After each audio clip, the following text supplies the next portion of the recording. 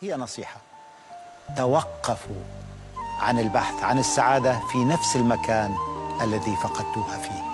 فمن آذاكم أو جرحكم أو تخلى عنكم أو خذلكم لن يكون هو نفس الشخص الذي سيجبركم أو سيسعدكم مهما كنتم متعلقون فيه. هؤلاء صفحة تنزعونها ولا تقلبونها في بسم كتاب الله والصلاة حياتكم. والسلام على رسول الله. ازيكم حبايبي؟ يا رب تكونوا بخير. جاي لكم النهارده بفيديو جديد وروتين جديد ان شاء الله يعجبكم قوي زي ما انتم شايفين كده. النهارده بقى السوق وجبت بقى المشتريات دي. هقولها لكم بقى بالاسعار زي ما انتم شايفين كده. جبت بقى خيار الكيلو ونص فيه ب10 جنيه. جبت برضو يوسفي او سفندي، الكيلو ونص فيه ب10 جنيه برضو. وجبت برضو ليمون، الكيلو ب10 جنيه. جبت كيلو. وجبت بتنجان،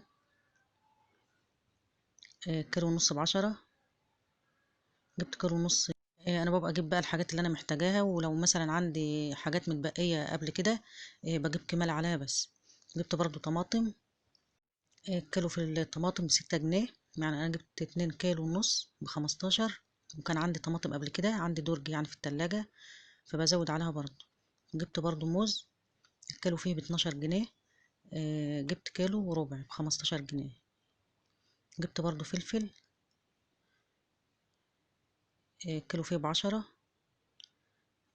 جبت كيلو. وجبت ربع كيلو كده من الفلفل الاحمر ده عشان دقة البتنجان، دقة السمك. انا عندي اصلا برضو في الفريزر هرسة شطة، انا كنت عاملاها قبل كده ومفرزاها معاكم يعني قبل كده. طبعا بقى بيبقى عندي مثلا توم وبصل بجيبه بقى في اول السنة اول ما بيطلع كده. بجيب بقى كمية تكفيني لغاية ما الجديد يطلع. فما بشتريش بقى توم ولا بصل خالص طول ما هو عندي. جبت برضو بطاطس، جبت بقى بطاطس من الكبيرة كده، كيلو فيها ب10 جنيه. وجبت بقى من الصغيرة دي. بحتاج بقى الصغيرة دي مثلا لو هعمل بطاطس مهروسة بغسلها كده وبسلقها زي ما هي كده. وبهرسها بقى وبحط بقى عليها الدقة بتاعتها شبت وكزبرة وبقدونس وفلفل أخضر. ممكن برضو أسلقها زي ما هي كده وبتنفع في القلي لو هعمل جنبها كشري عدس. وجبت برضو السمك ده، السمك اللي كان غالي النهاردة يعني شايفين السمك وحجمه ده ب50 جنيه. يعتبر سمك وسط كده. هغسله بقى عشان أشويه. تعرفي بقى السمكة النظيفة بتجيبها من تحت من عند البطن كده، بتلاقيها حمرا كده. أما لو سودا بيبقى قلبها كله طينة ومش نظيفة ولا سمينة ولا أي حاجة. أما لو السمكة لونها عاتي على وردي وبطنها من تحت حمرا، تعرف إن قلبها بيبقى نظيف وسمينة. بفتح بقى الخياشيم كده اهي. بغسل بقى الخياشيم والراس من فوق عشان بيبقى فيها رملة وطينة كتير. خلاص كده غسلت بقى السمك وجهزت برضو الرز الابيض اهو. احنا بنحب بقى جنب السمك المشوي رز ابيض كده. بعمل له برضو زيت، بسخن له زيت كده بقدح عليه، بيخلي الرز مفلفل وبيبقى طعمه حلو شوية. جربي بقى الخطوة دي، تقدحي على الرز الابيض زيت، بيخلي بقى طعم الرز حلو كده، وبالذات بقى جنب السمك المشوي. اقلبه بقى اهو واطفي عليه البوتاجاز وخلاص كده استوى. انا بجهز بقى الرز. واول ما ينشف من الميه بتاعته بس هو لغايه ما يستوي وابدا ان انا اشوي السمك، عشان احنا بنحب بقى الرز يكون لسه سخن والسمك كده يكون لسه طالع برضو من الفرن سخن. شايفين لونه اهو. ممكن بقى تعملي جنب السمك المشوي رز صياديه او رز بالشعريه، او رز ابيض كده على حسب ما انت عايز. خلاص كده هاخد بقى السمك واروح بقى عند الفرن. انا حاطاه عندي في البلكونه. بحط بقى على السمك ردة من فوق وتحت كده. الردة دي اللي بتطلع من الدقيق. بتشتريها من عند بتوع الأعلاف، مثلا دقيق، غلة، الحاجات اللي زي دي. لازم السمك يتغلف من فوق وتحت كده بالردة عشان بيحافظ عليه وقت ما يتشوى، لأن ممكن لو ما غلفتوش ردة القشرة بتاعت السمكة بتلزق على طول وبتتشال من اللحم كده، فالسمك بيتبهدل شوية. برضو وانت بتشوي السمك لازم تدخليه في فرن حامي جدا. لازم تكون الصاجة بتاعت الفرن حامية قوي، مينفعش على صاجة باردة او في فرن بارد، لان اول ما بتدخليه ولسه ما حمتيش بقى الفرن او سخنتيه قوي بيلزق معاك كده، وقشرة السمكة او الظهر بتاع السمكة بيتشال منها كده وبتتهري معاك في الفرن. لازم يكون الفرن حامي قوي. خلاص كده برص بقى السمك اهو. انا حطيت بقى شويه رده من دول في الفرن كده عشان اعرف ان الصاجه حميت قوي. اول ما الرده تبدا تحمر معايا كده بعرف ان خلاص كده الفرن حمي قوي. حطيت برضو السمك اهو. اول ما بياخد لون من فوق بقلبه بقى للجنب التاني. لو عندك بقى الفرن مثلا الشعلة اللي تحت كويسة بتحمر بقى من تحت وبيحمر من فوق، فيا دوب بتسيبيه بس لغاية ما يستوي كده. لكن انا عندي الشعلة اللي تحت بياخد لون الاول من فوق وبعد كده بقلبه بقى للي تحت. شايفين؟ عشان انا عندي الشعلة بتاعة الفرن اللي تحت ضعيفة شوية. وبعد بقى ما بياخد لون من فوق وتحت كده بوجه بقى الراس بتاعته ناحية النار عشان برضو تستوي كويس. واول ما بيستوي بقى من فوق وتحت بطفي عليه النار وبسيبه لمدة يعني من 3 ل5 دقايق كده لغاية ما يستوي وينشف كده. خلاص كده حطيت بقى الخلطة بتاعته اهي. الخلطة دي فلفل الوان، وحاطة برضو شبت وكزبرة، وحاطة ليمون، والتوابل بقى الملح وفلفل اسمر وكمون وكزبرة وفصين توم كده. وخلاص كده حطيته على السمك اهو. وجهزت بقى السلطة واتغدينا بقى الحمد لله وحلينا برضو. وجيت بقى في العشاء لان طبعا انا عامله بقى رز النهارده، فالبوتاجاز يعتبر كان نضيف الظهر فما مسحتوش. لكن انا مسحته بقى بعد العشاء. وشايفين كان عليه بقى حاجات كتير، فقلت خلاص انا همسحه بقى معاكم.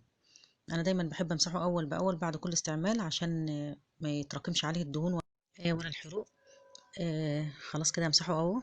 انا بقالي كام يوم ما نزلتش فيديوهات عشان كان عندي برد بصراحه، ولسه برضه مأثر على صوتي وتعبانه شويه يعني. فادعوا لي بقى دعوه حلوه كده من ظهر الغيب بالشفاء العاجل. ودعوه حلوه برضو كده بصلاح الحال. ربنا يصلح حالنا وحالكم جميعا يا رب. انا عندي بقى البخاخه دي حلوه قوي، بستخدمها بقى في مثلا المسح السريع بقى والتنظيف السريع.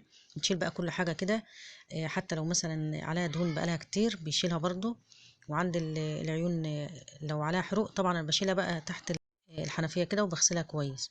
اما مثلا لو عليها حروق كتير بقى تستدعي بقى ان انا انقعها في خلطه وكده، بعمل لها خلطه بقى لتر ميه مغليه كده عليه معلقه كبيره كده من النشادر ومعلقه كبيره كده من ملح الليمون وشويه بريل، وبسيبها منقوعه بقى لغايه ما كل الدهون دي او الحروق بتتفور كده. لان الكربونات وملح الليمون اول ما بتحطهم في الميه بيعمل فوران بقى وبيشيل بقى كل الدهون دي. والخلطه دي برضو تمسحي بها البوتاجاز بتشيل كل الرواسب والدهون والحاجات اللي بتبقى مثلا عندك بقى من فتره او ما غسلتوش. ولو الحوامل فيها برضو دهون وحروق كتير بتنقعها برضو في الخلطه دي. ممكن برضو تحطيها في فرن البوتاجاز او لو عندك فرن تاني تسخنيه شوية. وبعد كده بتحط الحوامل لغاية ما الدهون دي كلها بتسيح. بس اهم حاجة بقى بتسخنيه وبعد كده بتطفي عليه النار وبتحطها بقى في صهد الحمو بقى بتاع الفرن، سواء بقى فرن البوتاجاز او الفرن العادي. بتلاقي بقى كل الدهون والحروق والحاجات اللي بتبقى عليهم كده ساحت خالص. وبعد كده بتغسلها بقى بالخلطة. شايفين؟ عشان عليها حاجات بسيطة اهي بمسحها زي ما هي كده. اما بقى لو عليها حروق كتير بشيلها بقى وبعملها في الخلطة او بغسلها بقى تحت الحنفية كده. خلاص كده انا غسلتها ومسحتها. لازم تنشفيها بفوطة كويس قوي من جوه.